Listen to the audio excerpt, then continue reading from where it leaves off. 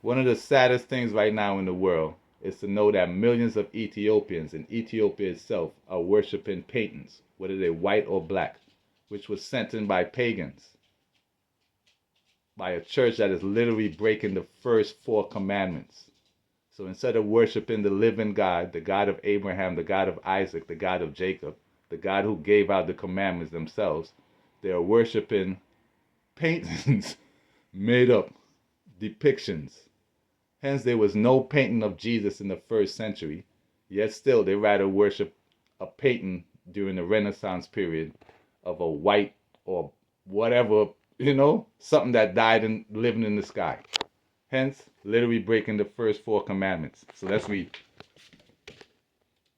For they will forget all my commandments, even all that I command them. I command them. In other words, God is here to command you and tell you what to do.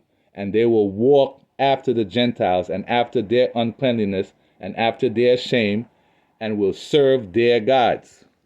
But don't worry, because God says, I will cleanse them so they shall not turn away from me from that day on to eternity. In other words, during Revelation, he will let you know that, and they shall all be called the children of the living God. In other words, you're looking at them right now.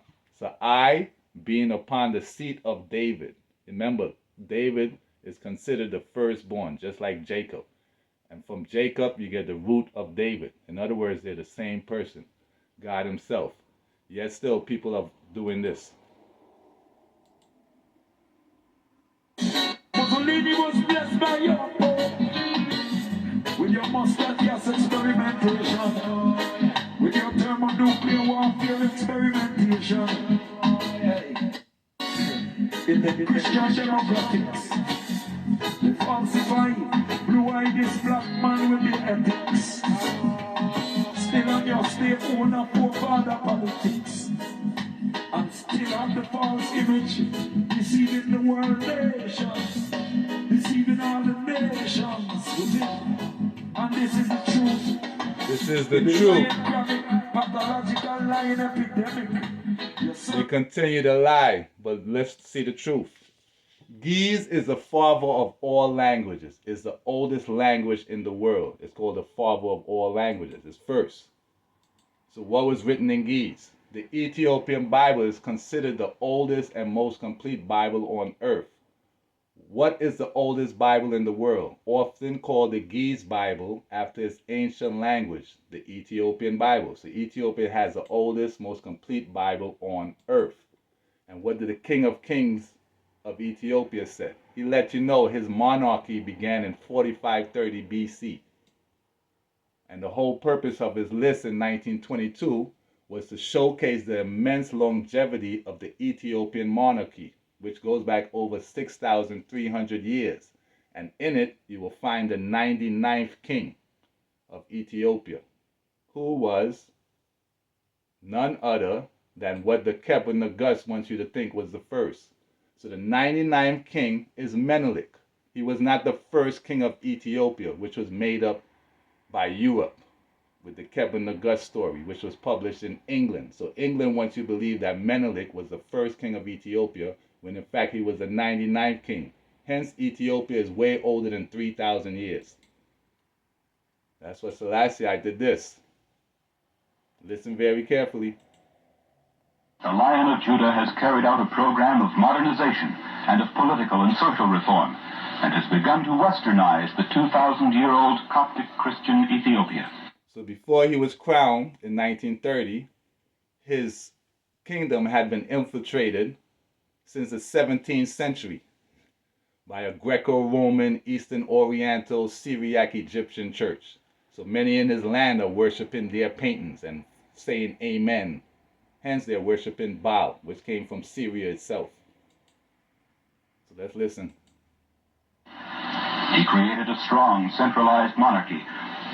The country, with its 22 million people, revolves around his 122 million people. So you see, Europe likes to limit Ethiopia's greatness. Personal rule. Listen very carefully. the reporter is going to tell him he's a descendant of Solomon. But you just saw that Selassie I said, yo, Menelik was the 99th king. So listen carefully. You are descended, Your Imperial Majesty, from King Solomon and the Queen of Sheba. This is just our story. Rewind it again. The reporter is telling him he's a descendant of Sheba and Solomon. He said, this is just our story. Why? Because you're literally looking at King David himself. And Solomon is supposed to be here at the end of times. That's why he says, on to this day, until forevermore, till time indefinite. You are descended, Your Imperial Majesty, from King Solomon and the Queen of Sheba. This is just our story, ancient story. The Queen of Sheba, she go to visit Solomon. You see, it's just a story. It's literally folklore. So listen up. A four-stringed instrument plucked with the fingers remains in use to this day, and the countryside is dotted with churches centuries old.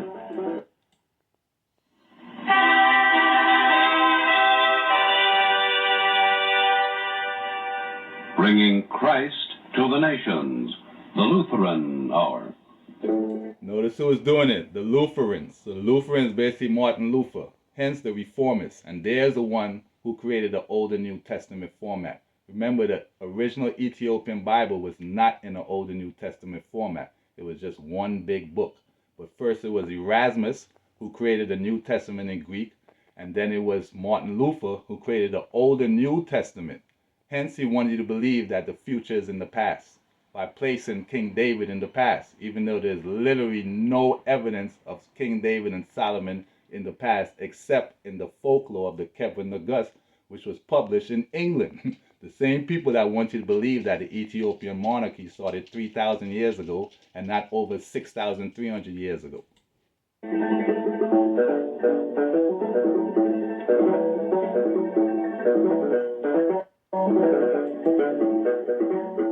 His Imperial Majesty Haile Selassie I is the 225th reigning monarch of Ethiopia. He just said he wasn't.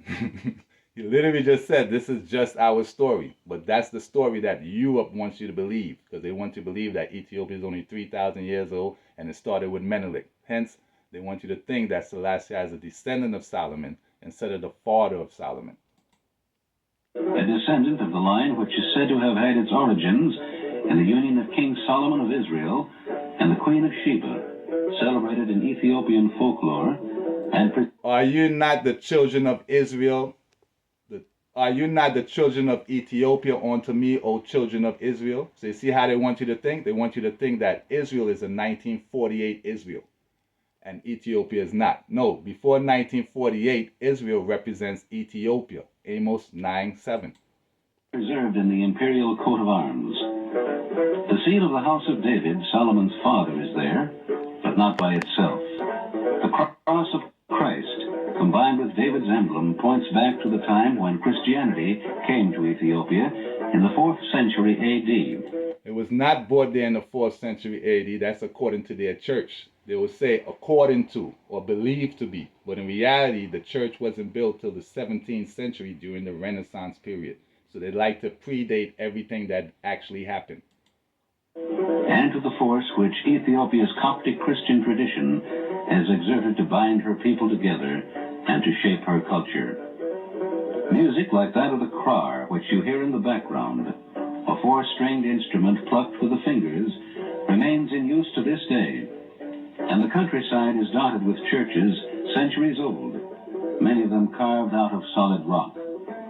It is to Ethiopia itself and to this Christian tradition that we want to introduce you today as the Lutheran Laymen's League presents a special program on the celebration of Christmas in Ethiopia, featuring an interview with His Imperial Majesty Haile Selassie I, Emperor of Ethiopia.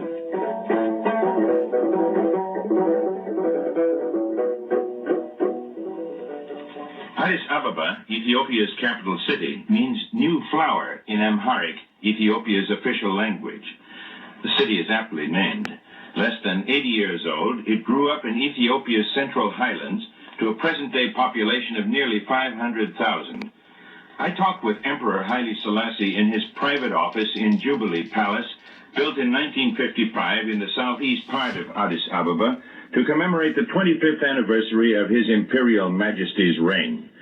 Although Emperor Haile Selassie speaks excellent English, which is Ethiopia's second language, he answered my questions in Amharic, since state protocol requires him to conduct all official business in the official language. Notice he says he speaks English very well. Hence, he could have easily told the Canadian reporter that yes, he's a descendant of Solomon and Sheba. Instead, he said, this is just our story. Look forward to the next part. Jah guide. Follow God, not man.